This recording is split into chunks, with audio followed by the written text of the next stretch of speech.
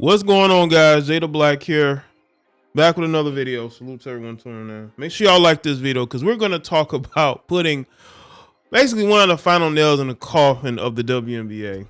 Because here's one of their star players, Candace Parker, exposing the league very badly on a, I would say, least publicized podcast interview. I'm surprised that more publications didn't really look into this, because when I first saw this and I looked at what was said when Candace Parker spoke to Draymond Green on his podcast about how she never had a locker during her WNBA career, which is crazy, but she said she never had her own locker. And she also talks about how the coaches make more than the players, right? And everybody else is a priority except for the players.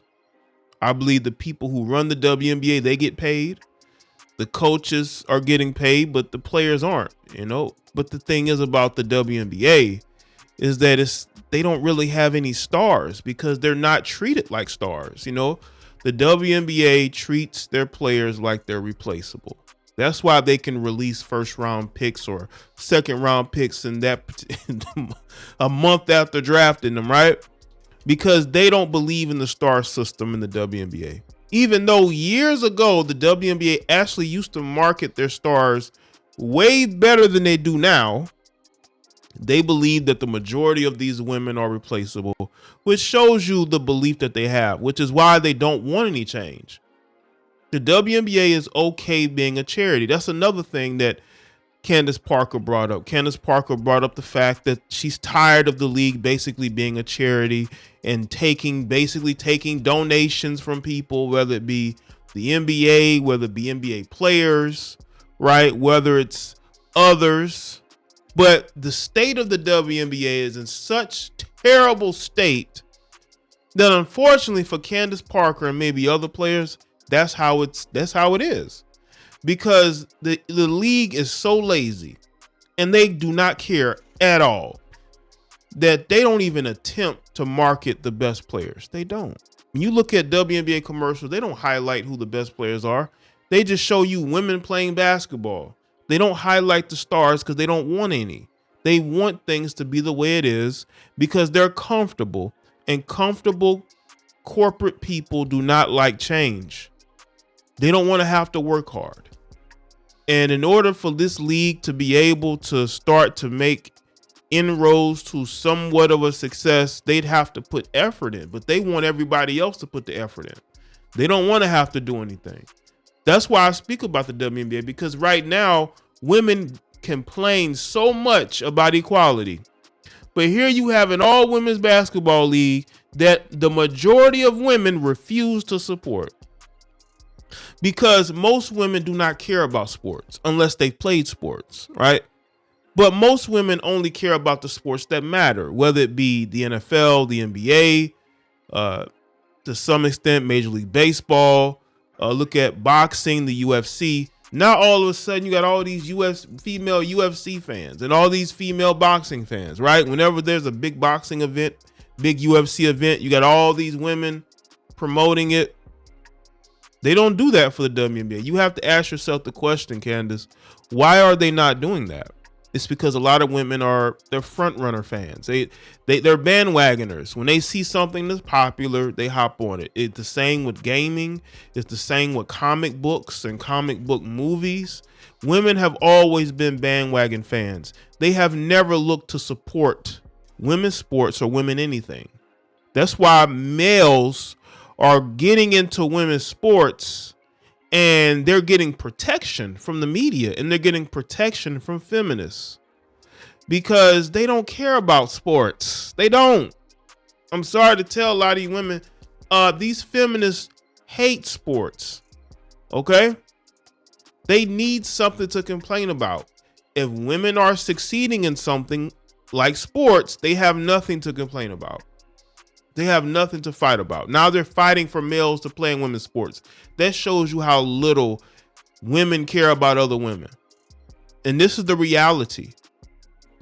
And I think that Candace has to understand that the WNBA is comfortable. They don't care about the players, and it's very clear that they don't. It's very clear that they have made it their mission to care as less about the players themselves and more about the name, the brand of the WNBA, whatever brand it is. It's definitely a charity. It might as well become a non-profit, if you ask me. Now let's get into what Candace Parker had to say. This is according to Essentially Sports. Two-time champion Candace Parker slams the WNBA's charity look while unearthing troubling realities with Draymond Green. That's why I say I don't understand why this didn't get more attention. Candace Parker, a two-time WNBA MVP, is well known not just for her exceptional talents on the court. Apart from that, she has also had a reputation for being outspoken on gender inequalities in sports and society. Parker is a vocal supporter of social justice and equality, utilizing her platform and voice to assist those in need.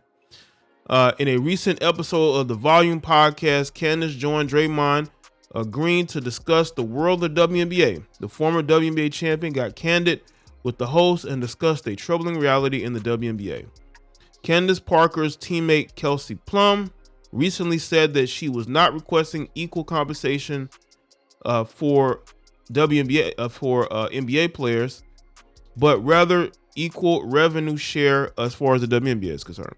Draymond brought the topic up and asked her how she felt about it. Parker agreed with Kelsey and gave her opinion on the matter. She said, "What's happening now is, as a league, a lot of times we are setting ourselves up to look like a charity. We're paying our coaches more than our star players." Again, they don't believe they have stars, Candace. They don't believe they have stars. "We're paying our GMs more than our star players. And so then what does that say about the product?" Right?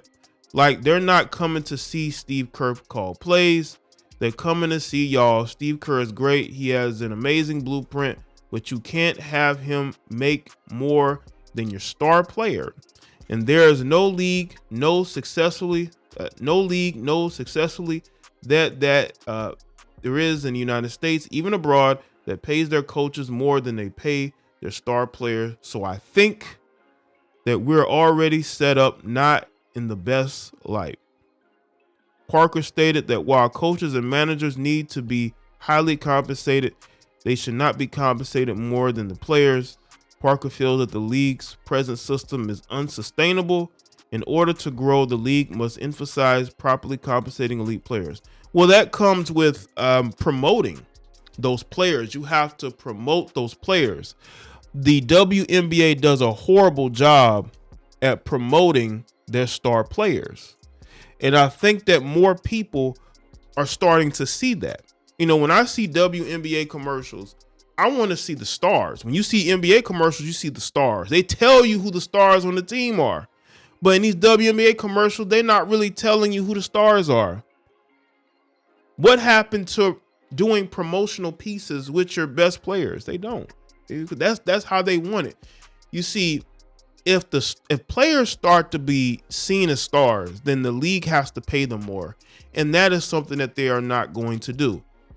They want to make money, but they're okay with the players not making. They're like, you know what? You want to go play in Europe and make more money? Go play in Europe. But we're going to pay you exactly what we're paying you. In the same interview, Draymond asked Candace about who she thought was the greatest woman of all time in WNBA. She declared that it was Cheryl Miller. And the reason: "I'm a big era person. I feel like the GOAT is who you aspire to be like, right?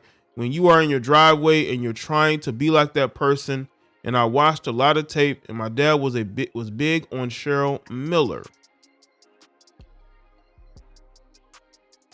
Candace Parker's recent comments on the Volume podcast shed light on a critical issue in the WNBA: the disparity in earnings. As Parker pointed out to Draymond Green, paying coaches and managers more than the players sends the wrong message about the worth of the league's players. To ensure the league's long-term survival, the WNBA must recognize and properly compensate its star players. But see, they don't have to compete for the star players. See, that's the thing. They don't have to compete. You know, they know that these women aren't going to go live in Europe and be over there when they, they can make more money. Like, say whatever you want about the Brittany Griner Russia situation. Those women make a lot of money in Russia. I think there are WNBA players who are actually, I believe, going back to Russia to play. One, because, all you got to do is follow the rules and not, be carrying, certain paraphernalia in your bags. You should be fine. But they have to go to those countries because those countries care more about women's basketball than they do over here. And it's not because it can never happen. It's because the people who are running the WNBA don't give a shit. And that's where we're at. And I think that Candace wants people to understand her situation, but you got to understand too, the league doesn't care because they're getting paid and that's all that matters. They know that these women want to desperately play in the WNBA. So they're going to continue this dog and pony show, this charity that they are doing because the WNBA has become charity. Let's be real about it. And they don't care. They have no shame at all. The WNBA has absolutely no shame in begging and seeking financial aid from other people. They don't, even though they want to claim that they are on the player's side and they want these women to be successful when that is not the truth. They want to pocket as much of their own. We're talking about corporate people here. Corporations don't care about their employees, especially when it comes to women run anything. Women got to understand you're a tool to be used. They don't care about you. They don't. You're a tool to be used. Okay? That's what they see you as. And they need to understand that that's all they're going to see you as. So let me know what you think in the comment section. Let me know your thoughts. Like this video and share it. Follow me on Facebook, Twitter, and Instagram. And I'll see y'all next one.